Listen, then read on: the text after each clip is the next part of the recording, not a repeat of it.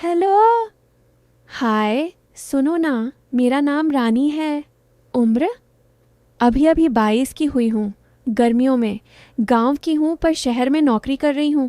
गोरी हूँ, बहुत गोरी। लोग कहते हैं मेरी कमर इतनी पतली है कि एक हाथ में आ जाए। और हाँ, मेरी चाल थोड़ी सी लचकती है, खुद नहीं चाहती पर होती है। लोग पीछे पीछे मुड़कर देखते हैं। मैं शर्मा जाती हूँ, पर अंदर से थोड़ा सा मज़ा भी आता है। अब मैं जिस घर में मैं काम करती हूँ, उस घर के मालिक का नाम है विक्रम साहब। उम्र लगभग 38 से 39 की होगी। बीवी विदेश में रहती है बच्चों को पढ़ाने के नाम पर। साल में एक बार आती है। बाकी पूरा घर विक्रम साहब अकेले संभालते हैं। और मैं उनका पूरा घर संभालती हूँ। सुबह 6 बजे आती हूँ, रात 10 बजे तक रहती हूँ। कभी कभी रात भी जाती हूँ अगर साहब देर से आते हैं। पहले दिन जब मैं घर में घुसी थी ना, तो साहब ने मुझे ऊपर से नीचे तक देखा था। ऐसे देखा था जैसे कोई चीज़ खरीद रहे हों। मैंने साड़ी ठीक की, पल्लू खींचा।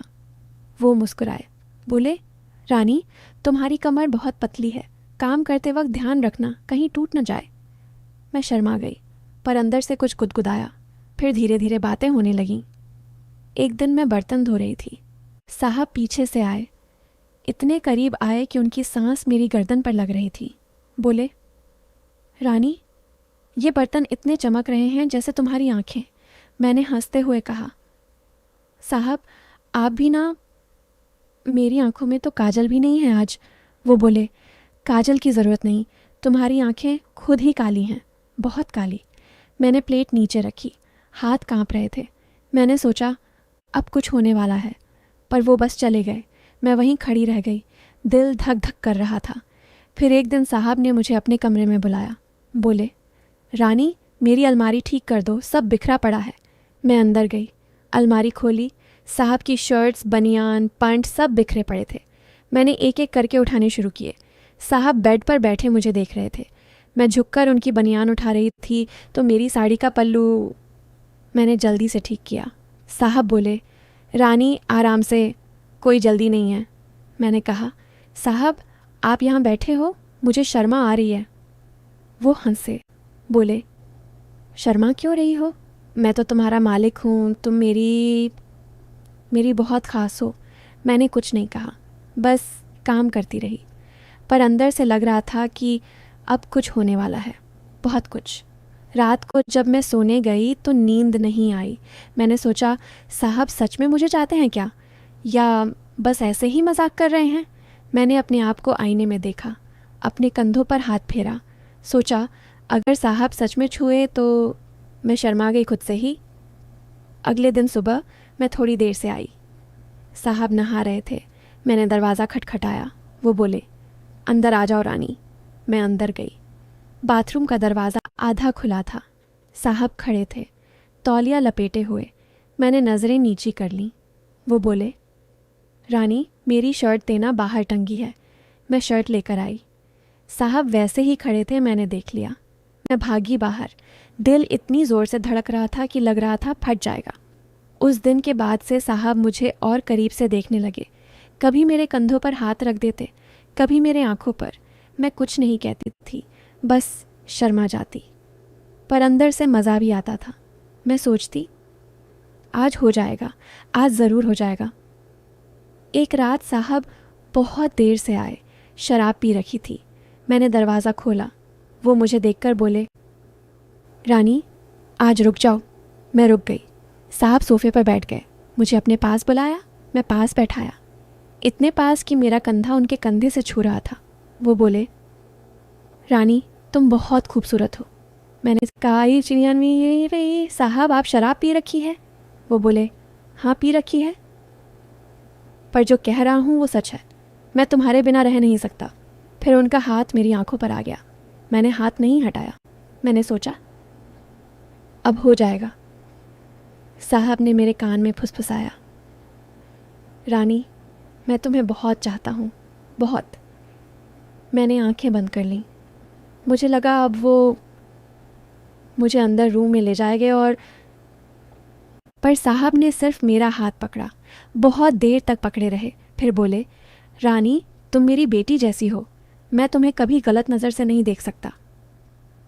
मैं चौंक गई। बोली, साहब, वो बोले, हाँ रानी, मैंने तुम्हें हमेशा बेटी की तरह चाहा है। तुम्हारी शादी करवाना चाहता हूँ, अच्छे घर में। मैंने एक लड़का देखा है, बहुत अच्छा है। तुम्हारी ज़िंदगी संवर जाएगी। मैं रोने लगी। साहब ने मुझे गले लगा लिया, बाप की तरह। बोले, रो मत मेरी बच्ची, मैं तुम्हारा बाप हूँ, हमेशा रहूँगा। उस दिन के बाद से सब बदल गया। साहब सच में मेरे बाप बन गए। मेरी शादी करवाई, बहुत धूमधाम से। लड़का हुआ, बहुत जिया है, अच्छा निकला। आज मैं सुखी हूँ, 2 बच्चे हैं। पर जब भी विक्रम साहब को याद करती हूँ, दिल भर आता है। वो सच में भगवान थे मेरे लिए। और हाँ, कभी कभी जो दिखता है वो होता नहीं, और जो होता है वो दिखता नहीं। विक्रम साहब आज भी मेरे ससुर की तरह मानते हैं, हर त्योहार पर बुलाते हैं। और मैं जाती हूँ अपनी दोनों बेटियों को लेकर। वो उन्हें गोद में उठाते हैं और कहते हैं, ये मेरी पोतियाँ हैं। बस यही है मेरी कहानी। लेकिन रुको, अभी तक जो आपने कहानी सुनी वो आधी थी।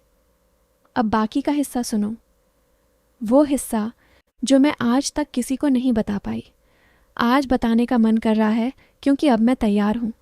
साहब गए थे 2 साल पहले। कैंसर था, बहुत तेज़ी से फैला। आखिरी के 6 महीने वो बेड पर ही रहे। मैंने उनकी सेवा की दिन रात। मेरा पति राजू बाहर नौकरी करता था, मैं साहब के पास ही रहती थी। बच्चियां भी साथ में आती जाती। साहब उन्हें गोद में लेते और रोते, बोलते, ये मेरी अपनी है, मेरी अपनी। मैं हंस देती, सोचती पागल हो गए हैं बुढ़ापे में। फिर एक रात, आखिरी रात, साहब ने मुझे बुलाया। बोले, रानी, दराज में एक लिफाफा है, पीला वाला, ले आ। मैंने लिफाफा निकाला, मोटा सा, अंदर कागज़, फ़ोटो, कुछ पुराने गहने। साहब ने कमज़ोर हाथों से वो सब मेरी गोद में रख दिया। और फिर बोले, रानी, मैं तेरी माँ को चाहता था, बहुत चाहता था। तेरी माँ मेरी पहली मोहब्बत थी गांव में। मैं अमीर घर का, वो गरीब घर की। शादी नहीं हो सकी।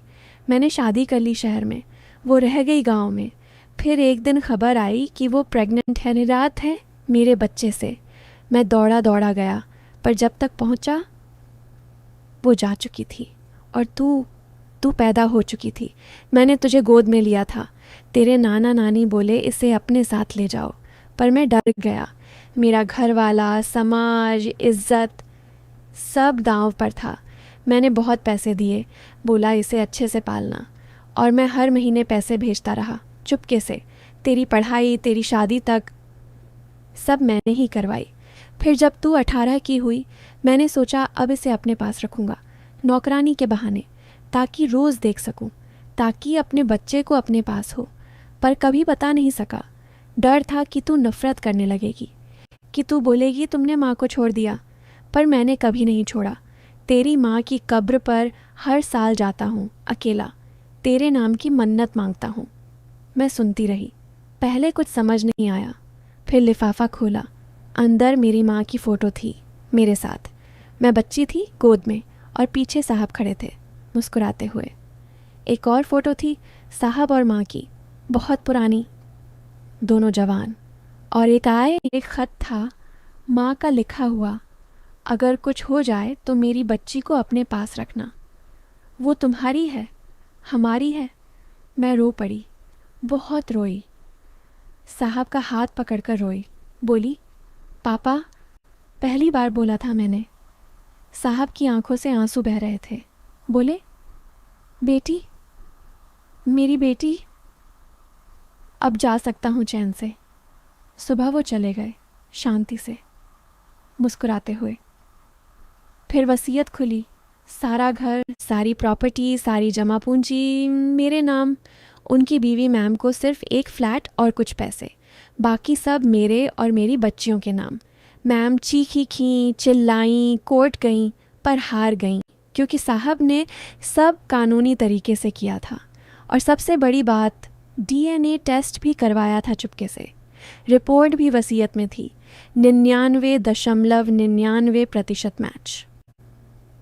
आज मैं उसी बंगले में रहती हूँ, जिस बंगले में कभी झाड़ू लगाती थी। अब मालकिन हूँ। मेरी बच्चियाँ उसी स्कूल में पढ़ती हैं जहाँ साहब के बच्चे पढ़ने वाले थे। मेरा पति राजू अब मैनेजर है, खुश है। कहता है तेरे पापा ने मुझे भी बेटा बना लिया। और हाँ, साहब की कब्र पर मैं हर संक्रांति जाती हूँ, दोनों बच्चियों को लेकर फूल चढ़ाती हूँ और बोलती हूँ, पापा आपकी रानी अब राज कर रही है, आपके नाम से, आपके प्यार से।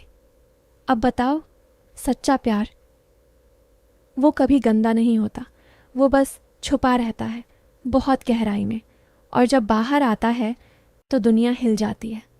बस अब सच में पूरी कहानी ख़त्म। पापा की बच्ची आज खुश है, बहुत खुश। बाय। और हाँ, अब की बार सच में बाय।